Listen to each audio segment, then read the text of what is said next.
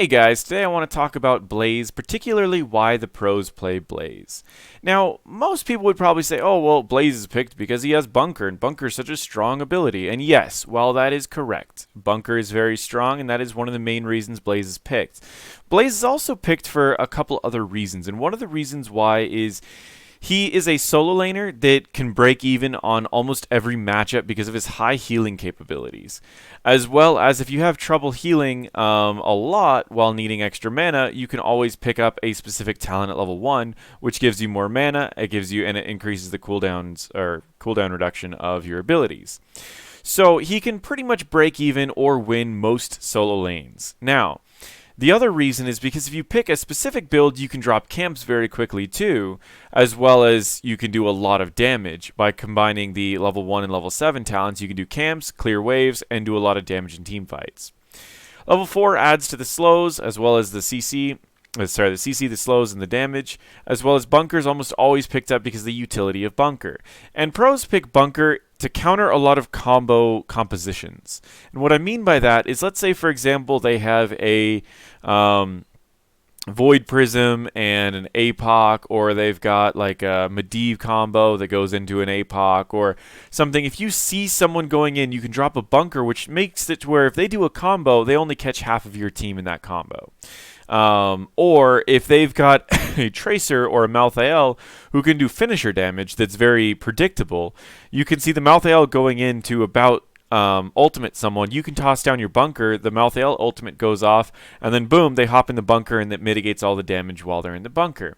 There's a variety of things that Blaze counters, but it's not just what he counters. Blaze is one of the strongest flanking tanks in the game. What I mean by a flanking tank is a tank that flanks. I know it's pretty obvious, but what I mean by that is you'll have a main tank who approaches a fight initially and usually jumps in right off the bat.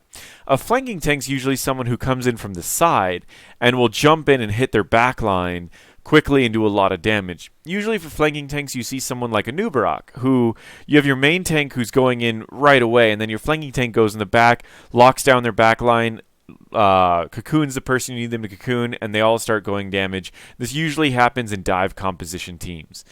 Blaze is great because you can move in quick with like a Arthas or someone from the front line, and Blaze can catch him off from the back line, use his long 1.5 second stun, and it's a giant AoE stun on a very low cooldown that will catch their backline stuck there as Arthas walks in and slows everyone, and it really enables a dive composition. So Blaze not only fits a dive composition, but also counters a dive composition by using Bunker, which makes him a viable pick in most scenarios.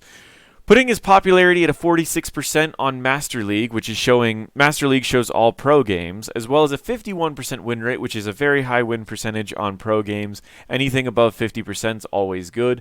Even a lot of strong heroes in pro play will still be seeing a 49% win rate, so 51 is very, very good. And let's get into the games that he's in. So the game I picked is a game that is a versus, let me see if I can find it. It is Team Liquid versus Zealots. This is not actually the game. Actually, yeah, this is the game that it's in. It is on Battlefield of Eternity. Yeah, we'll go into this game. These were the heroes that were banned. I mean, a lot of times they banned their two really strong tanks, which allowed them to go in with these both dive tanks. Both of them, which I would consider are flank tanks. But yeah, we'll get into this game. Now, when you're playing Blaze in Hero League, one of the big things to know is the build that I would recommend is actually the other build where you go into... I'll pull this back up just for a second. So the build that I would recommend is actually this one instead, which is the Adrenal Stim Pack, which allows you to get camps really quickly by increasing your attack speed, as well as level 7, you increase the damage to monsters, mercs, and minions. This combo allows you to take out camps very quickly, as well as waves very quickly, and it's the best build for Hero League because you can do a lot of damage very quickly to mercs and monsters. The other build that I'd recommend is kind of an offshoot, is there's a talent at level 4, and this talent makes it to where you can mitigate damage that the enemy heroes do if they're heavy melee. So in this case, they're not heavy melee. I mean, Maiev does some melee damage as well as Muradin and Thrall.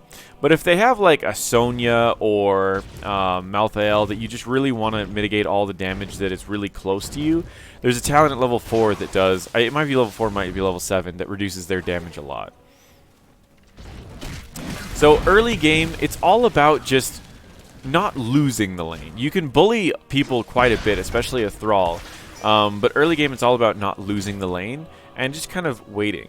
You don't really need to do very much on Blaze. You don't want to get too aggressive with them. You don't want to do anything too crazy because you don't have that much damage. Your damage is very slow. It's very stable, but you do have a lot of wave clear. He decided to go at level 1 with Neural Stimpack. What Neural Stimpack means is you're probably going to be staying in the lane a lot longer, and you're going to need a lot more healing. As popping Neural Stimpack every time that it's up is going to give you 50 mana as well as lower your cooldowns. So against people who are laners that have a lot of poke, it's usually best to go with Neural Stimpack. Against laners that are going to be like really trying to fight you hard, you're going to want to go with the auto attack. So against a Thrall, he believes that he's going to be going against someone who has a little bit more poke, so he's going with the higher mana cost, or sorry, giving back mana as well as higher cooldown reduction. I'm going to fast forward a little bit because he doesn't really need to do very much in this lane. It's all about just breaking even. He's not even really trying to trade that much with Thrall. He's just clearing the wave and focusing on clearing the minions. Clearing the minions, healing himself.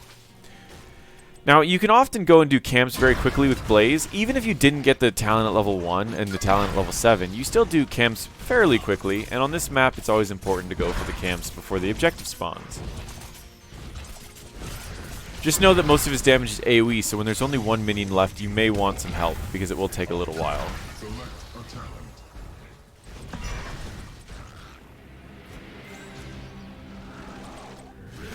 Genji held the lane while he did the camp. And he goes back up here and simply heals back up and pushes the wave. He doesn't have a lot of race potential until level 7, and even then it's not really that great of race potential, so he decides that he wants to focus on clearing the wave and defending the minion up here, as well as staying on defense. As a flank tank, your job is to get on the other side. So if your team is chasing them down this way, your job is to go on the other side to flank at their retreat or to get behind them, and so that you can kind of split them off when you're in the middle of a team fight.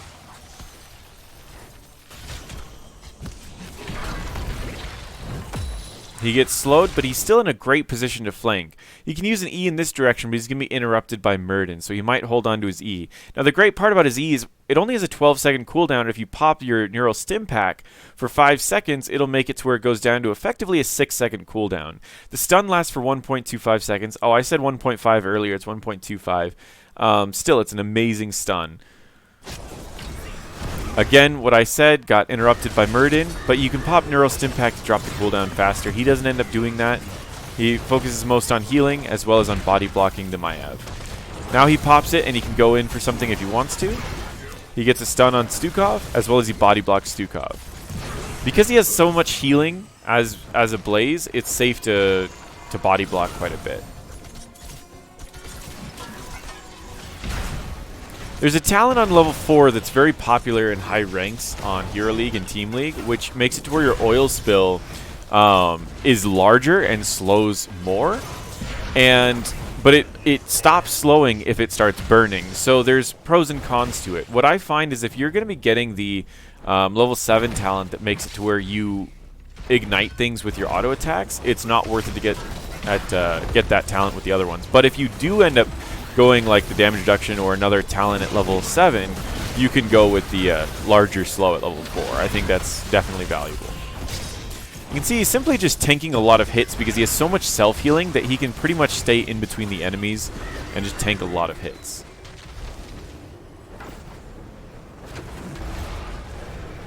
They win the objective because the enemies really couldn't contest it all. Then he goes back up to soaking. Early game, you want to make sure that you're soaking to level 10, so in pros, the solo laners usually go back to solo laning, and he doesn't have that much siege, so he's not going to be helping that much anyways. So the talent he went with is Incinerator Gauntlets. It increases the basic attack range by 15%, Basic attacks do 70% more damage to minions, mercs, and monsters, as well as basic attack Splash. Splash is the ignite. Excuse me. The basic attack Splash ignites the oil spill. It already has splash damage on it. Which makes it a very valuable talent if you did go the adhesive petroleum, which makes it to where when it is burning, it still slows them. So you can see he's slowed in this, as well as he's just doing a lot of damage to him. He can drop down a W without needing to use Q and still ignite it, slowing the Thrall and doing a lot of damage. He's going to back. I don't know if he has a fountain available. And I'm going to just fast forward while he goes back. One small thing that you can do, which he did, this is so minimal, but I feel like I should still mention it. Let me slow down for a second. So when you are in lane, or when you back, your mount has no cooldown and no cast time. So what a lot of people will do is if you have like a healing ability and a lot of mana, is they'll drop a healing ability and then they'll mount back up so they get healing faster while in this. For example, you see how it's healing him for 76 every like half a second? Well, now it's healing him for 76 and 70 for the same amount of time very quickly, and he was still able to mount up. He didn't waste any time, any mana, and sped up the amount that he got healed. I'm not going to say that this is why the pros are picking Blaze, is for that little thing, but it does help out. Every little thing helps out. The less time that you're out of lane, the better.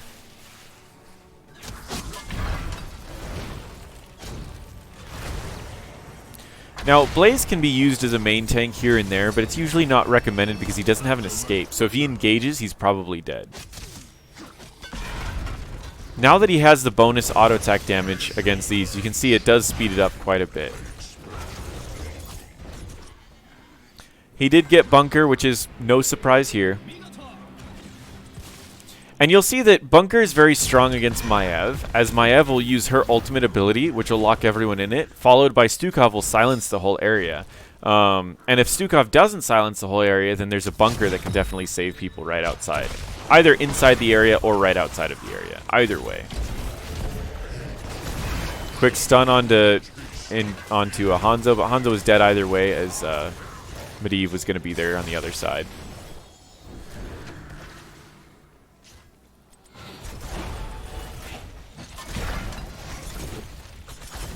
His damage to the Immortal is not very high. At most, it's probably about 150 DPS, so it's not really worth it for him to DPS the Immortal, but it'd be better for him to probably zone, which you can see, he goes for the zone pretty soon.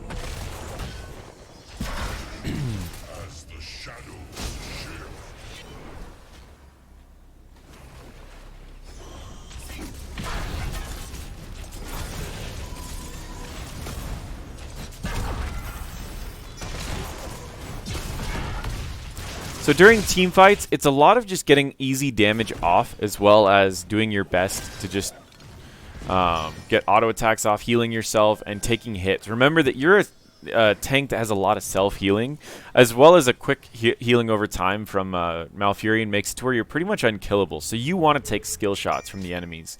If you happen to be going against a Hanzo or a I don't know, a Li Ming, you want to take as many of the hits as you can, just because you can heal yourself a lot, and if you start getting scared, you simply jump in a bunker and walk away, which the bunker will take a lot of hits as well. Now he uses his wave clear, as his team's already defending or dealing with that. He uses his wave clear to get rid of that camp. Okay, his team's all going in this direction. As a flank tank, what you want to be doing is going in the other direction so you can use an E and hit their back line.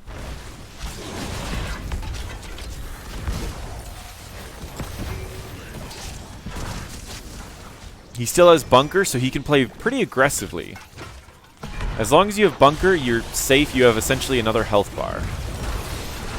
Right here, this is what I'm talking about. Maiev is doing a really strong combo, pulling everyone inside. You need to activate Bunker so that your team has an escape outside of this giant combo. All right? We've got a Hanzo arrow that's coming in as well, which will probably miss if it's going where I think it's going. But effectively, this is how you use Blaze. You want to use your bunker so that people can get out of fights if they need to, or get into fights if they need to, as well as splitting up the enemies. The damage in the bunker is mostly irrelevant, but the armor it gives is huge. So now there's a bunker. So someone's about to get pulled from Maiev. And at the same time, all he needed to do to stop that pull was jump into the bunker, and he's perfectly fine. After leaving the bunker, they get 25 armor, which makes it to where if you're ever playing with a Blaze and you're seeing that you're in the fight, do a quick jump into the bunker and jump out. Because there is an internal cooldown now with jumping in and out of the bunker, you can get 1 or 2 Qs off before you get back out. As you see, we had Medivh who hopped in the bunker so he could get the armor, and he fired off 1 Q before he actually got out of the bunker. All of his team is full health as they were able to reposition around the bunker and avoid all of the combos that the enemies did. They're able to take the objective very easily without having any issues thanks to that bunker, as well as thanks to the extra tanking that he was able to accomplish, giving Anub'arak more time to focus on peeling as well as focus on catching the enemies out with his CC.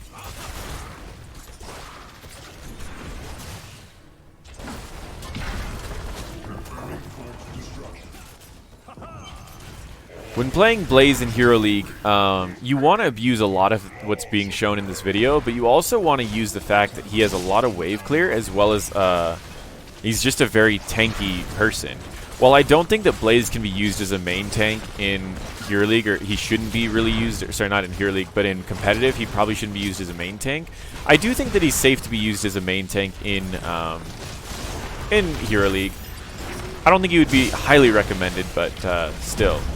So he goes in, he stuns 3 of them. There's not too many people who can follow up on this, but the great part about this is he can place a bunker here, which will take shots from the from this keep, as well as it'll give his team a nice bubble here that'll absorb all of the attacks from these people while they can DPS this, as well as it keeps their immortal healthy. This combo right here, this positioning right here, is pretty much a guaranteed keep. I can't imagine any situation here where they won't get a keep.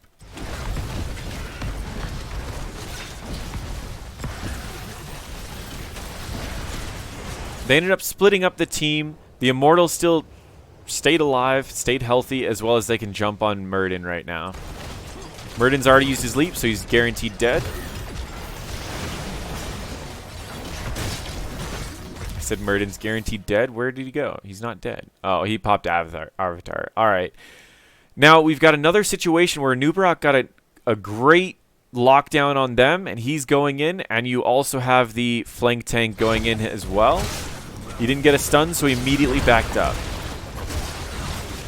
This is also something that you should look at with Blaze, is if you don't get your stun, you need to be very careful, especially if you don't have bunker, because that means that you don't have any more CC, as well as it can be very risky. Like right here, he doesn't have his bunker, he's already used his stun, so he's guaranteed dead. You got to be very careful about that. While he went to go save Genji from the Maiev, Genji would have been fine. Genji has like 14 escapes, so Genji didn't need anything. I'm going to fast forward through the death timer as we're only watching Blaze here. Blaze sees that there's a camp available. What is best for Blaze to do right now is to focus on clearing and then to get this camp but leave it open. The reason you'd want to leave this camp open is because you want to get this camp during the actual objective. He decides to clear first, which is probably better anyways. His team probably made a call out, which is why he decided to go down. And as a flank tank, what he should be doing is he should be focusing on their escape path. He walked in, he used a bunker. This is because his Anub'arak was right here, and his Anub'arak has already used his E for an escape. So what he effectively did was he gave his Anub'arak another escape, as the Anub'arak can go through the bunker and then go up here, and they could leave if they want to. If not, this gives his team another entrance to the fight by going through this direction and has a bunker. But ultimately, it'll probably be used as an escape.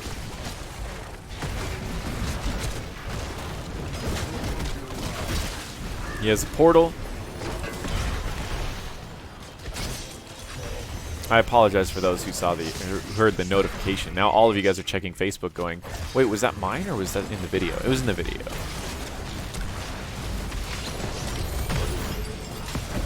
He doesn't have bunker, but he does have his stun. So as long as he can stay near her and doesn't get stunned, he can follow up and stun their whole team.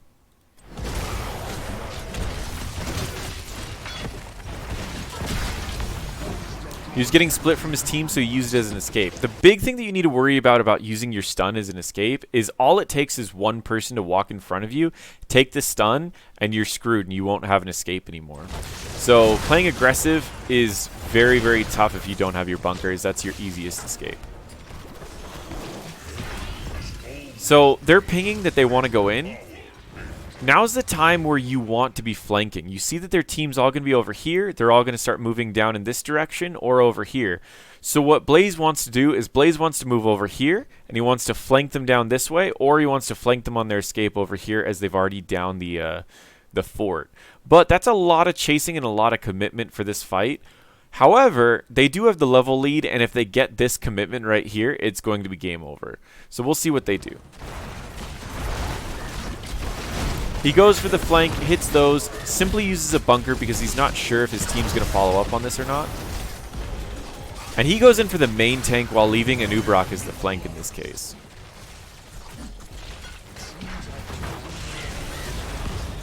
Got a nice stun over there. He used his stun initially and then used his Neural Stim Pack so he could get the cooldown on his stun lowered faster. Something that I would highly recommend if you are getting this talent. You want to make sure to keep your stun cooldown very low. He's speeding up the race, which in my opinion I wouldn't recommend. I would recommend zoning, but instead we've got Anub'arak who's going to zone instead. When they saw Hanzo appear over here, they decided that they would all just simply race. A lot of times during halftime show, what is recommended, and what halftime show is this, where they all just kind of dance together for a little bit.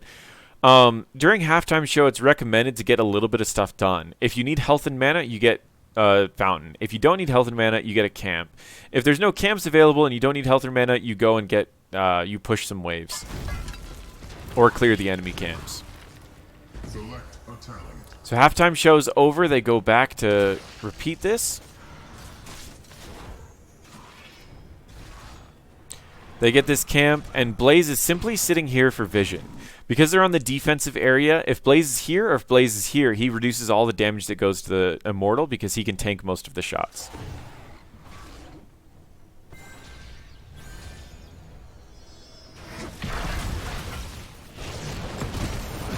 He gets caught in here, and he could have used a bunker, but the worry is that if he would have used the bunker and still gotten stunned, he would have wasted time, and his bunker would have lost a lot of health. So instead, he positions back first and decides if he wants to go for a bunker or go for a stun.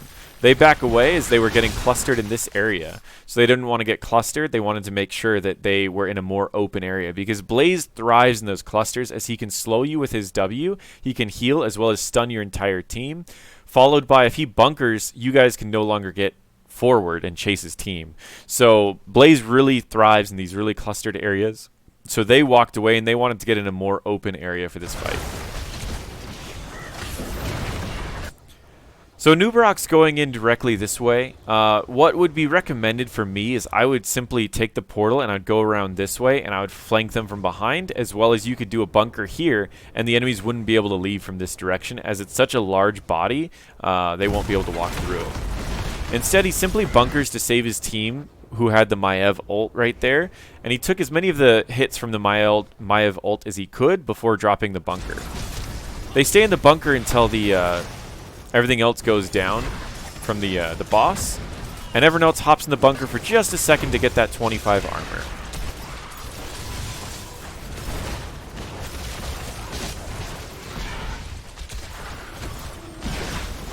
We'll speed through this just a little bit.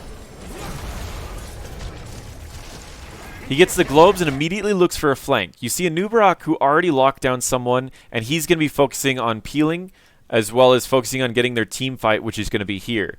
Blaze is immediately looking for the flank so that he can get into the backline and start harassing their backline.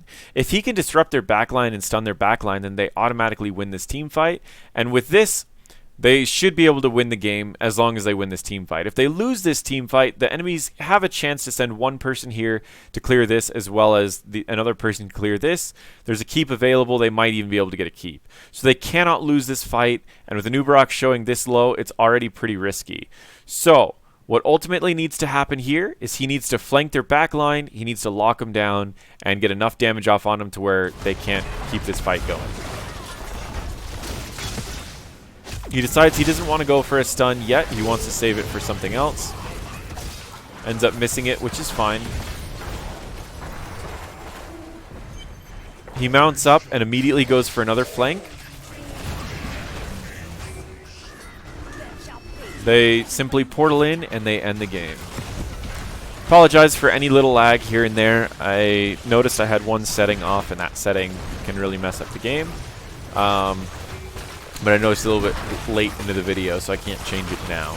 But that is Blaze. That is why he's picked by the pros. It is not just because of the bunker. While the bunker is a great tool and helps out in a variety of areas, the bunker is only a small tool in his arsenal.